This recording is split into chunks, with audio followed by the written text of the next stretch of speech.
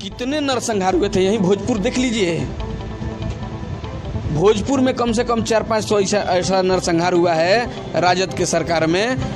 और वो किसका नरसंहार हुआ है आप जानते होंगे, माले समर्थक लोगों का उस समय नरसंहार हुआ था। में इच्छा शक्ति होती अपने कार्यकर्ताओं के प्रति समर्पित, ये माले अगर उनके हितों को सोचती तो वहाँ से जो नाम आगे आ गया था कॉमरेड अजीत कुशवाहा जी का, तो वहाँ गठबंधन से पहले सोच लेती कि नहीं मेरा जगदीशपुर कम से कम एक रहेगा।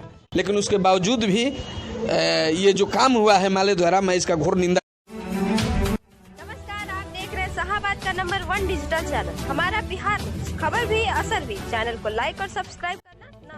नमस्कार, आप देख रहे हैं हमारा बिहार न्यूज चैनल। मैं मित्र आपको बता दें कि पूरे बिहार में चुनावी दंगल अब शुरू हो चुका है और सीट के लेके कहीं ना कहीं बहुत सारे लोग हैं अपने अपनी दावेदारी सुनिश्चित कर रहे हैं। अभी हमारे साथ राष्ट्रीय लोक समता पार्टी के युवा के जिला अध्यक्ष रोहित कुशवाहा जी हैं। सर, अभी आप लोगों के द्वारा आज 2 अक्टूबर है और गांधी जी का जयंती समारोह मनाया गया है। देखिए, जो गांधी जी का जयंती समारोह है आज पूरे देश में ही मनाया जा रहा है और खुशी की बात है कि लाल बहादुर शास्त्री जी का भी आज जन्मदिन है। ऐसे प्रधानमंत्री जी जिसको किसानों के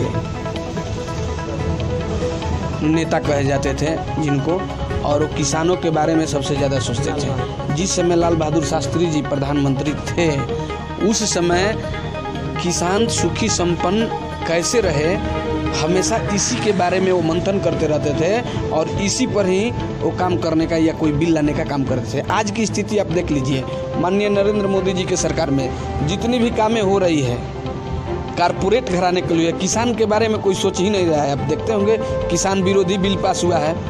आखिर क्या काम था, क्या मोदी जी का सोच है या फिर से ये इस देश को गुलाम बनाना है? उस समय देश अंग्रेजों के गुलाम था और आज ये चोरों का गुलाम बनाने वाले नरेंद्र मोदी जी पूरे किसान ही नहीं पूरे देश के जनता को तबाह करके रख दिए हैं। इनकी सरकार में कभी भी जनता के बीच में खुशी की लहर नहीं दौड़ी है आज तक। और कुछ अंधभक्त हैं जो देश को गुलाम बनाना चाहते हैं, जिसके माँ बाप का नौकरी भी चला गया है, उसका बेटा आज उसके सपोर्ट में बोल रहा है। मैं उन लोगों से आगाह कर देना चाहता हूँ कि यही सपोर्ट एक दिन हम लोगों को बहुत खतरा की घंटी बजाएगा। सर, माले और राजद का गठबंधन हुआ है, कितना सक्सेसफुल होगा? देखिए, अब तो हंसी आ रही है माले और राजद का गठबंधन का। जब राजद का सरकार था उस समय कितने नरसंहार हुए थे, यहीं भोजपुर देख लीजिए। भोजपुर में कम से कम 400-500 ऐसा नरसंहार हुआ है राजद के सरकार में। और वो किसका नरसंहार हुआ है आप जानते होंगे, माले समर्थक लोगों का उस समय नरसंहार हुआ था। और ये माले जो नीति लेकर चली थी उस नीति के खिलाफ मैं दुख जाहिर करता हूँ कि आज राजद से ये गठबंधन करते हैं तो जो इनके उसको हम शहीद बोलते हैं, लड़ाई में इन्हीं लोगों के लड़ाई के चलते उस समय नरसंहार हुआ था। और जो शहीद हुए हैं उन लोगों का आत्मा आज क्या कहता होगा।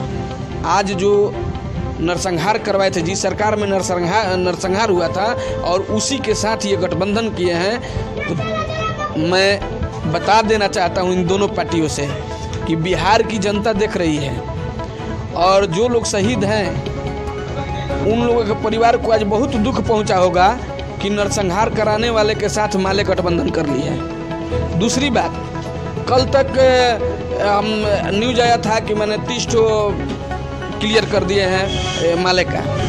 हम लोग उसका स्वागत करते थे। जिस बंधु का नाम आ गया, आप लोग अनाउंसमेंट कर दिए कि यहाँ से ये चुनाव लड़ेंगे और उसके बावजूद उसके बाद ऐसा कौन सा बात आ गया, कौन सा ऐसा आप लोगों की सेटिंग है कि फिर से राजद से गठबंधन किए? और उन लोगों पर क्या गुजरा होगा जिनका नाम आप पूरे समाज में ही नहीं, जितने भी विधानसभा क्षेत्र हैं, जो लोग वहाँ के प्रत्याशी घोषित किए गए थे, उन लोगों के दिलों पर क्या गुजरता होगा। तो ऐसा काम को मैं निंदा करता हूँ, ऐसा नहीं करना चाहिए था। आज कॉमरेड अजीत कुशवाहा जी हैं जगदीशपुर से, उनका नाम अनाउंसमेंट हुआ था, उसके बावजूद वहाँ राजद का सीट हुआ। अगर यही माले में इच्छा शक्ति होती, अपने कार्यकर्ताओं के प्रति समर्पित ये माले अगर उनके हितों को सोचती, तो वहाँ से जो नाम आगे आ गया था कॉमरेड अजीत कुशवाहा जी का, तो वहाँ गठबंधन से पहले सोच लेती कि नहीं, मेरा जगदीशपुर कम से कम एक रहेगा। लेकिन उसके बावजूद भी ये जो काम हुआ है माले द्वारा, मैं इसका घोर निंदा करता हूँ। सर, तीसरा मोर्चा बिहार में अब खुल चुका है, कितना सक्सेसफुल होगा आप लोगों का तीसरा मोर्चा? देखिए, जैसे जब लोग उब चुके हैं दोनों सरकारों से, जब राजद की सरकार थी, बिहार की जनता उब चुकी थी, तो नीतीश कुमार का सत्ता दिया गया, जनता ने सत्ता को सौंपा। उसके बावजूद वहाँ सही से काम नहीं हुआ था, नहीं हो रहा था। आज बिहार की स्थिति खराब है, न रोजगार है, हॉस्पिटल में चले जाइएगा न सुई है न दवाई है। तो फिर जनता का मूड बदला है, और उस समय कोई दूसरा विकल्प नहीं था, या तो नीतीश कुमार नहीं तो लालू यादव, एनडीए नहीं तो महागठबंधन। तो अब तीसरा विकल्प, सबसे बड़ा विकल्प उभरेगा, और हम मानते हैं कि राजनीतिक सत्ता आने में, सत्ता की भागीदारी में, सरकार बनाने में तीसरा मोर्चा का अहम भूमिका होगा। और जनता बिहार की खुश है कि तीसरा विकल्प हमको मिल चुका है। सर, जिस तरीके से देखा जाए कि यूपी के हाथरस में एक दलित लड़की के साथ सामूहिक दुष्कर्म होता है, उसके बाद उसको शव को मतलब जला दिया जाता है, मतलब परिजनों के बिना अनुमति के। उसके बाद यूपी में मतलब काफ़ी तनाव बना हुआ है, लोगों में मतलब काफ़ी एक अलग ही वहाँ पे माहौल हो गया। देखिए, बता देना चाहता हूँ, ये पहले अंग्रेज लोग करते थे कि जो अपने विद्रोह फैलाते थे, हमारे देशवासी जो शहीद हुए हैं उनको मारकर उनको सौ नहीं सौंपते थे। वही हाल आज यूपी में योगी की सरकार द्वारा किया जा रहा है।